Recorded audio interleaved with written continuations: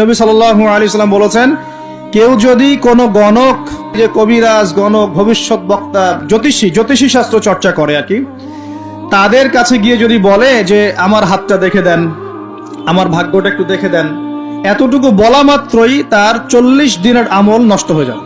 40 দিন নামাজ পড়তে কত কষ্ট করতে হয়। অন্য হাদিসে আসছে, কেউ যদি 40 দিন তাকবীরে উলার সাথে নামাজ পড়তে পারে তাহলে জাহান্নাম থেকে মুক্তি, আলহামদুলিল্লাহ। আর শুধু একটা কথা বলা মাত্রই এই 40 দিনের আমল নষ্ট হয়ে গেল। কি কথা? আমার হাতটা একটু দেখে দেন তো, আমার হাতে কি আছে। এগুলো কি সমাজে চলছে না? যদি সে টিয়া পাখি দিয়ে ভাগ্য গণনাই করতে পারতো তাহলে ও বেটা রাস্তার ধারে বসে আছে কেন? ওর তো এখন এমপি হওয়ার কথা।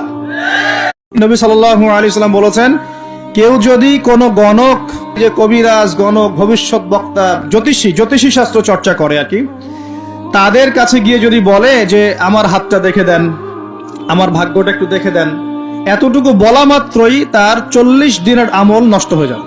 40 দিন নামাজ পড়তে কত কষ্ট করতে হয়। অন্য হাদিসে আসছে, কেউ যদি 40 দিন তাকবীরে উলার সাথে নামাজ পড়তে পারে তাহলে জাহান্নাম থেকে মুক্তি, আলহামদুলিল্লাহ। আর শুধু একটা কথা বলা মাত্রই এই 40 দিনের আমল নষ্ট হয়ে গেল। কি কথা? আমার হাতটা একটু দেখে দেন তো, আমার হাতে কি আছে। এগুলো কি সমাজে চলছে না? যদি সে টিয়া পাখি দিয়ে ভাগ্য গণনাই করতে পারতো তাহলে ও বেটা রাস্তার ধারে বসে আছে কেন? ওর তো এখন এমপি হওয়ার কথা।